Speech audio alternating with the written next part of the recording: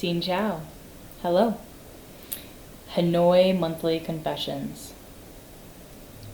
Hanoi brought me grief, appreciation, kindness, and a new perspective. Where I was certainly ready to leave, I know I'll be back.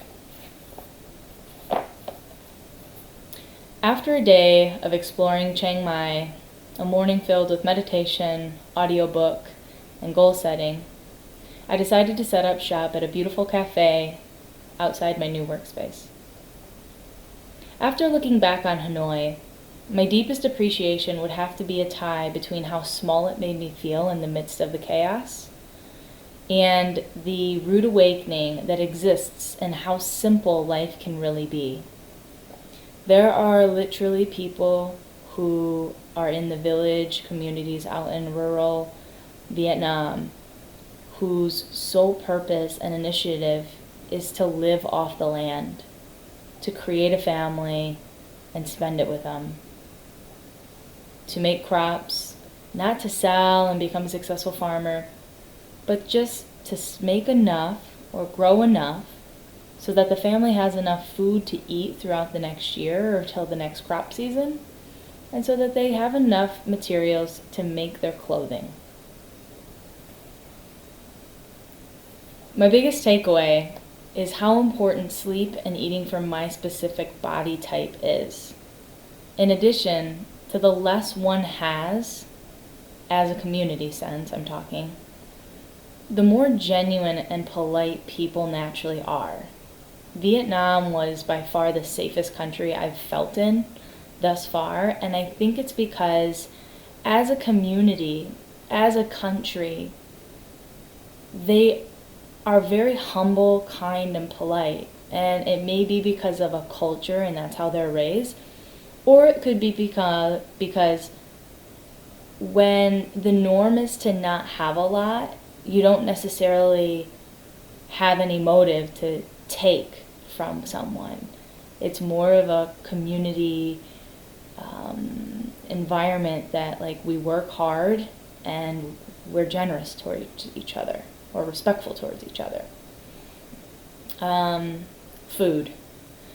Pho for days. I found it really hard to find quality food outside of Vietnamese pho. Finding westernized food was challenging, and then when you did find it, it was usually not quality. So Vietnam has not mastered the vegetarian vegan diet in terms of creating fats and proteins that are solid and fiber. The diet is all simple carbs, broth, and meat, and so that doesn't work for me. And it showed. I struggled. My body inflated. I've grown a half inch to an inch in every measurement I took yesterday. My bowels were different. My energy was different. It was tough, for sure. However, when I go back, I will be having the bun cha and the chaka. Bun cha is pork that is kind of charred grilled in a broth and with rice noodles, on the side, and then you dip it in at your own rate, and you put greens in it and chili peppers. And chaka is catfish that you cook in this pot in front of you with a bunch of greens as well, and then you individually bite rice noodles, catfish, greens, a little fish sauce. If you want a little chili, great. If you want to add some peanuts, fantastic, and you just go from there. The belief work transition was more of a realization this month. I got really clear on how important it is to honor my introvert side in terms of getting some alone time. In order for me to belong in a group setting, I have to belong within myself, and I've not been doing a great job at that whatsoever. And so it's a matter of I get to be more intentional with creating space that I can give myself that so I can show up and serve from a better space. It all comes back to, and then another realization is, I'm not going to be everyone's friend, nor do I need to be. I don't even want to be. And so my actions get to start reflecting that in honoring myself and trusting that who I'm meant to create deeper connection with or relationships with, it will occur because of who I'm able to show up after or once I do that. We are a reflection of the company we keep closest to us.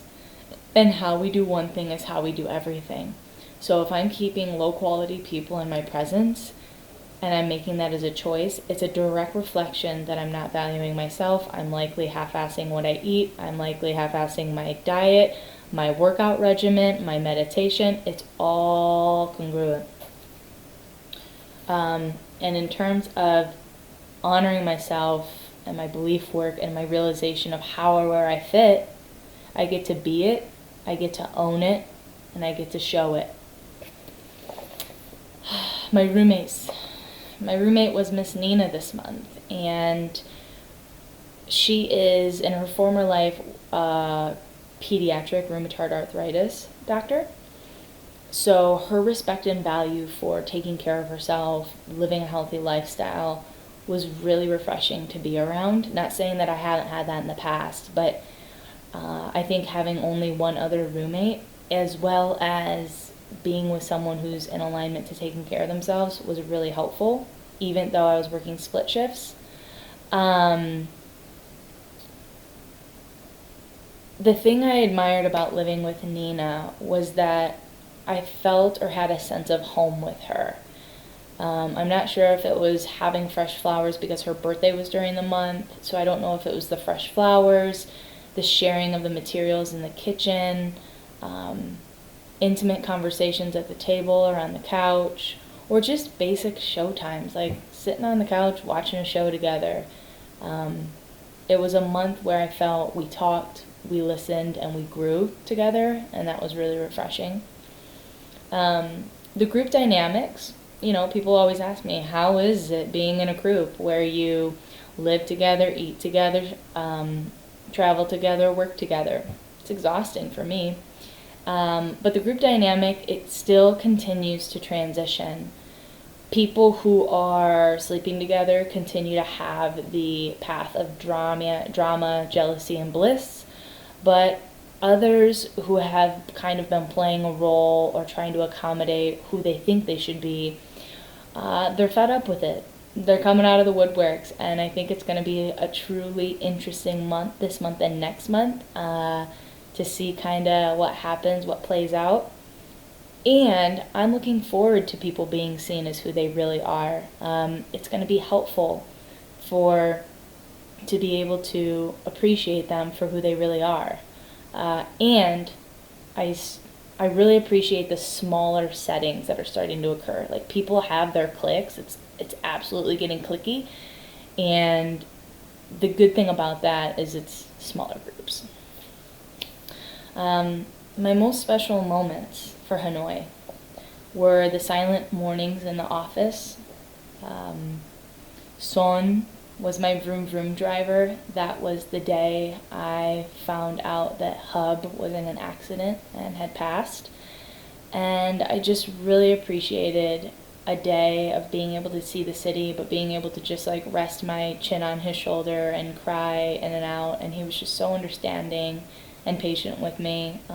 It's a day I'll never forget. So I'm grateful for him. Experiencing the pagoda with a beautiful man from Mexico City. I went there for sunset after Vroom Vroom, and just had this lovely conversation and connection of just kind of experiencing the pagoda with a stranger, and had good conversation. Not a lot, but just enough to be like, wow, I was present, and that was nice.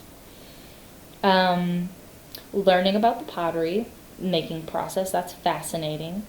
And definitely going out to Sapa Valley, seeing the views, learning about the farming, and being introduced to that type of culture. Things I'd like to focus on this month are taking care of myself and creating clients for my private coaching practice for sure. And people I'd like to know, well, whomever is going to make a genuine effort to connect with me. I am done forcing the get to know yous. And the things I'm most excited for in Thailand here are the food, the lush land, warm temps, and connection to mindfulness, spirituality, and a really respectful culture. So that's all I got. See you next month.